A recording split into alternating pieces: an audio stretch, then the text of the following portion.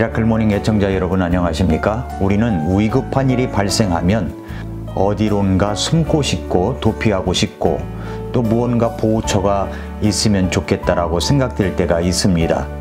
이스라엘 백성들 역사 속에서도 그런 일이 있었습니다. 그래서 저는 민수기 성경 일도 클럽에서 민수기를 읽어가다가 민수기에서 그 도피성, 도피 도시들에 대한 이야기를 여러분과 함께 나누려고 합니다. 민수기를 읽다 보면은 제가 주일학교 사역을 했을 때 선생님들이 주일날 점심을 먹고 난 후에 성경 공부를 같이 했던 적이 있습니다. 그 성경의 책별 성경 공부를 할 때 민수기를 공부하였던 기억이 나는데 그때 민수기를 공부하겠습니다 라고 말했는데 그때 선생님 가운데 이민숙 선생님이 있었습니다. 그래서 민수기 하니까 자기 이름을 부르는 줄 알고 네 했던 그런 기억이 나고 모두 다 또 웃었던 그런 기억이 납니다. 성경 일독을 하면서 민수기의 말씀에서 묵상한 내용을 그냥 지나치면 아쉬울 것 같아 민수기 35장 말씀을 나누려고 합니다. 민수기 하면 세 개의 단어를 꼭 기억해야 합니다. 인구조사, 광야, 그리고 방황 40년입니다. 이스라엘 백성들은 하나님의 인도를 받아 광야를 지나가면서 일어난 일을 기록한 책입니다. 불평이 있었죠. 불순종이 있었죠.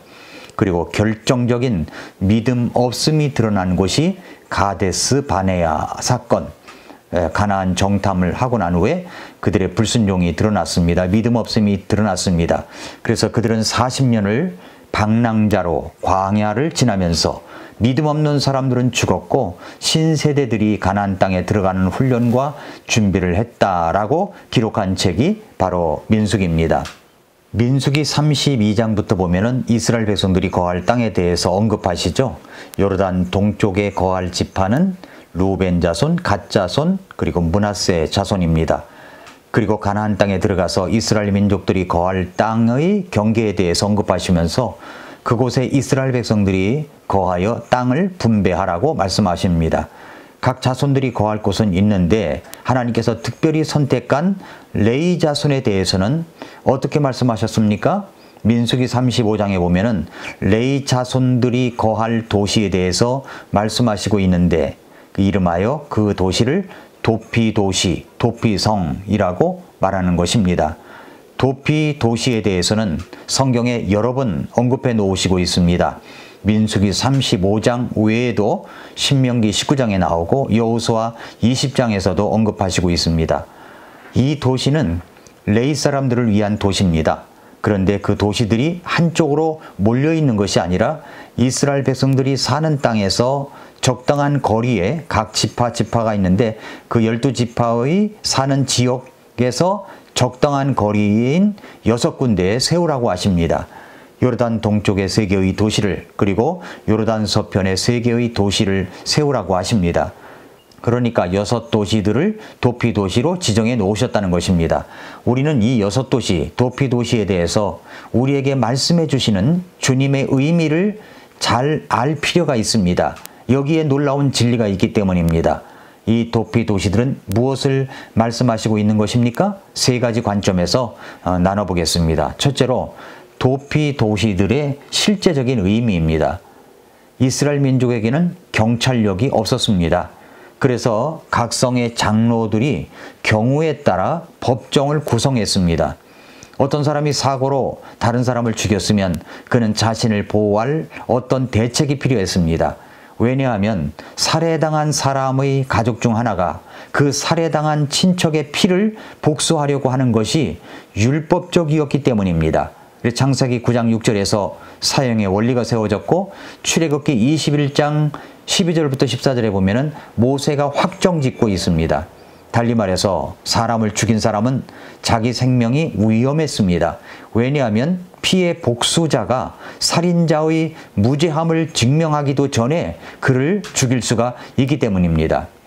그래서 민수기 35장 16절부터 23절에 보면은 고의적인 살인자와 사고로 인한 과실치사범을 하나님이 다르게 여기신다는 사실을 명백히 밝히고 있습니다. 현대법에서도 이 구별을 따르고 있죠. 살인자에게는 고의적인 의향이 있으며 거기에는 증오하며 불화하게 된 원인적인 내용이 있기 때문에 직접적인 살인죄로 다룹니다. 그러나 사고로 본의가 아닌데 타인을 살해한 사람에게는 살해의 의향이 없었기 때문에 자기의 사건 상황을 설명하고 생명을 구원할 권리가 주어져야 했던 것입니다. 어떻게 해야 그 사람이 자기의 그 억울한 사연을 이야기하고 판단할 수가 있을까요? 그래서 이스라엘 백성들이 사는 곳곳에 6개의 도피 도시, 6개의 도피 성을 둔 이유가 여기에 있는 것입니다. 우선 살인자는 도피성으로 달려가야 됩니다. 거기로 들어가야 안전하게 보호가 되었습니다. 그 도피 도시 안에 장로들이 있어가지고 자신의 사건 이야기를 듣고 재판을 열 수 있었습니다. 그러니까 도피 도시로 도망을 해야만 하는 거죠. 그러나 그렇게 도망을 쳐 그 도피성 안에 거한다고 할지라도 고의적인 살인죄가 밝혀지면 처형을 당하게 됩니다. 그러나 고의가 아니었다고 판단되면 보호를 받을 수가 있게 되는 것입니다. 자, 그럼 이것을 다시 정리해 보겠습니다. 왜 그런 도피 도시를 두는 것입니까? 그 땅을 죄악으로 더럽혀지지 않게 하기 위해서입니다. 그 살인자는 그 땅을 더럽히는 거죠. 살인자가, 범죄자가 법망을 피해 요리조리 미꾸라지 마냥 피해가지고 정죄를 받지 아니한다면 그 땅은 보다 더 큰 죄에 빠뜨려지게 되는 겁니다. 이 법은 무죄한 자를 보호하며 정죄를 받지 않게 하기 위한 것이지 범법자를 보호하기 위한 도피성이 아니었습니다. 범법자는 반드시 법의 심판을 받아야 되는 것이 그 도시를 깨끗하게 하고 그 땅을 깨끗하게 만드는 것입니다. 이 사회도 마찬가지입니다. 두 번째로, 그렇다면 이 도피 도시는 어떤 모형적 의미가 있는 것입니까?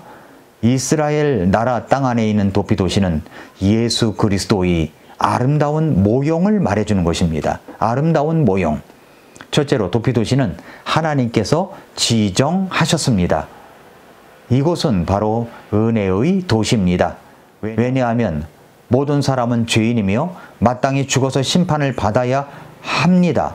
모세가 선택한 도시가 아닙니다. 하나님께서 지정해 주신 도시입니다. 이 말은 우리가 구원받을 수 있는 곳은 율법이 아니라 바로 예수 그리스도시라는 사실을 말해주는 것입니다.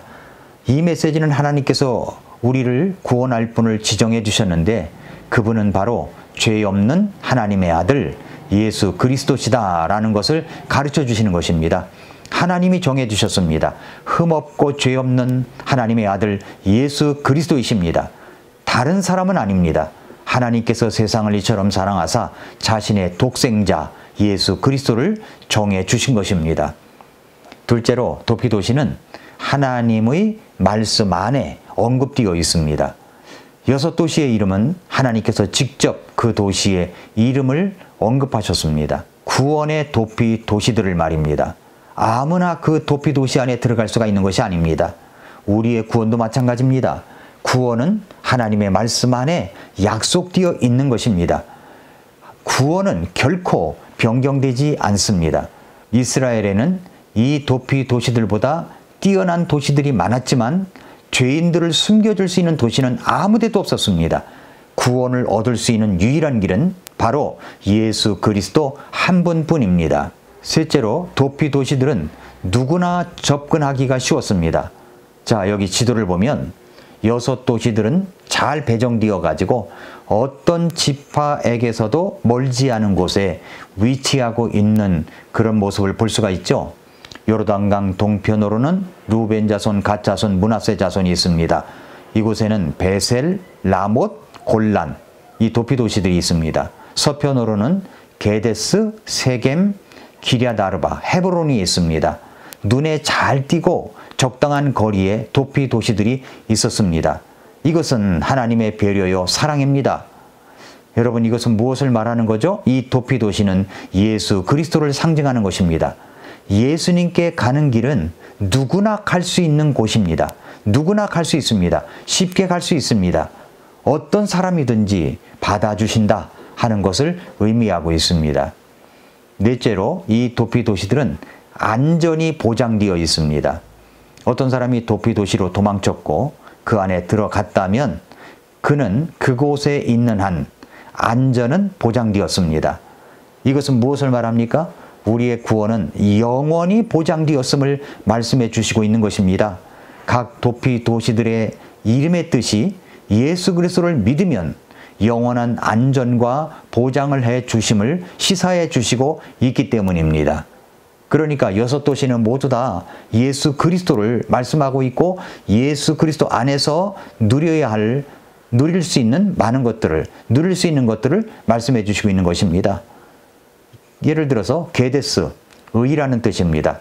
예수님은 우리의 의가 되십니다. 세겜, 어깨라는 뜻을 갖고 있습니다. 우리의 짐을 져주시는 친구이신 그리스도 안에서 쉴 장소를 발견하게 된 것을 말씀해 주고 있죠.